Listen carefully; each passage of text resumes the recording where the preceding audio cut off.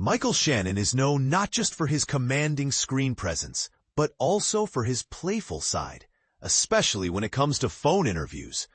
I've personally witnessed his knack for lighthearted mischief firsthand. For instance, before sitting down in person to discuss Jeff Nichols' film Midnight Special, I saw Shannon turn what appeared to be a routine phone interview into a moment of cheeky humor. Just as the call ended, he threw out a few knowingly provocative remarks about the city the media outlet was based in, purposely testing whether they'd catch on. And then there was the classic prank where he told a reporter offhand that General Zod in Man of Steel would have flippers instead of hands, an absurd statement that ended up becoming a widely discussed tidbit. When asked about this tendency, Shannon once explained, "I didn't have to sell it with my face, just my voice." Which makes sense, considering how much easier it can be to play around without visual cues. For this conversation, though, we stuck to a phone interview again, but Shannon assured me there'd be no pranks this time. Why? Because the movie we were discussing is far too significant a subject for tomfoolery. The film is Nuremberg, a title heavy with historical weight and gravitas. Hardly the place for jokes or distractions. But here's where it gets interesting. Despite the stern topic, Michael Shannon plays Supreme Court Justice Robert Jackson in James Vanderbilt's film, tasked with prosecuting the top echelon of the Nazi regime after World War II. The movie surprisingly contains moments of humor. And that's because at its core, these were human beings, coping with extraordinary challenges. Shannon highlights that Jackson had to manage a complex trial involving multiple nations, all while ensuring he didn't falter. Part of this involved working alongside psychiatrist Douglas Kelly, portrayed by Rami Malek, who analyzed the captured Nazis. It raised ethical questions about doctor-patient confidentiality when your subjects are among history's worst villains. And while this is a serious topic, there's a lot more to Shannon than just his intense acting. There's also his love for music, especially R.E.M, and his partnership with Jason Narducy in performing full R.E.M albums live, including some gigs alongside the band itself. The two are gearing up to announce a tour celebrating the 40th anniversary of the album, Life's Rich Pageant. Plus, Shannon is embarking on a new role that might surprise you. He's portraying former New York Giants head coach Bill Parcells in an upcoming project. Here's the edited and condensed interview with Michael Shannon, packed with insight, humor, and some behind-the-scenes glimpses into his work. IndieWire. I have to admit, I'm always a bit cautious doing phone interviews with you because you have a reputation for pulling pranks. Michael Shannon. Pranks? Like what exactly? I once saw you on a call with the Toronto Star before Midnight Special. As you were hanging up, you jokingly said a few not-so-flattering things about Toronto to see if anyone was still listening. Yeah, my sense of humor can get a little twisted sometimes. And then there was that time you told someone that General Zod had flippers instead of hands in Man of Steel. Oh, that one, right. You mentioned once it was easier to deliver that kind of joke over the phone.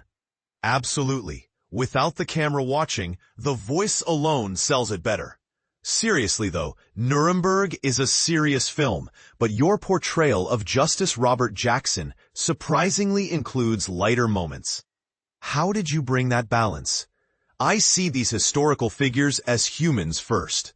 That's one of the power of such dramas. They transform abstract history from dusty textbooks into real, relatable people. Even amid dreadful circumstances, these characters have distinct personalities and, dare I say it, a sense of humor. It gives the story texture and approachability. Speaking of textbooks, how much research did you do for this role? I started with The Nazi and the Psychiatrist, the book the film is partially based on. But it lacked details on the trial itself. Robert Jackson wasn't someone I knew about before, but he has a dedicated website, and I found a biography too. I didn't drown myself in dozens of books, but enough to get a solid understanding. you share intense scenes with Rami Malek and Russell Crowe, 3 actors with Oscar credentials. Is that intimidating? The script and story demand that caliber of professionalism. Sometimes it makes me a bit uncomfortable to lump myself in their ranks, but the weight of the subject required everyone's best effort. For many viewers, this might be their first real exposure to these historical events. We all felt a responsibility not to phone it in. Russell and Rami worked incredibly hard on their parts. I found it thrilling. I haven't yet done a full courtroom drama before. True, and here the interrogation scenes are more intricate than a typical, straightforward, you did this, no you didn't, back and forth. Exactly. The real trial went on much longer. Russell gave me transcripts of Jackson questioning Göring, which was a substantial read. Even in the movie's condensed form, those exchanges reveal Göring's frightening intelligence and selective blindness. You'd think everyone knows about World War II atrocities, but many younger people today are unfamiliar with details. This film could be their gateway to important history. Jamie Vanderbilt crafted a movie that's both educational and engaging, never allowing itself to become a dull history lesson. It feels like a classic film, but that's not a negative. Movies like this used to be more common, and while some may label such films as mere throwbacks compared to today's superhero blockbusters, they still hold vital stories. Jamie, who wrote Zodiac, clearly comes from a tradition of thoughtful, story-driven filmmaking. Speaking of throwbacks, I recently saw you in a brief scene in Vanilla Sky with Tom Cruise and Kurt Russell. It's funny now because those 3 are all such big names, but it feels like you're an unexpected time traveler in that scene. Those were day player roles for me. My career has been steady, slow building, not an overnight sensation. I just showed up consistently, and the gigs slowly got bigger. Fans love your appearance in Groundhog Day, but I'm fond of bringing up Chain Reaction, which is pretty obscure. Yeah, that one's not exactly a milestone for me or anyone involved. Switching gears, your upcoming Lifes Rich Pageant tour with Jason Narducy is a big deal. It's a fan favorite R.E.M. record. I was glad you didn't skip straight to Monster as some suggested. We stick to a 40th anniversary rule for these tours. We play entire albums to mark the milestone anniversaries.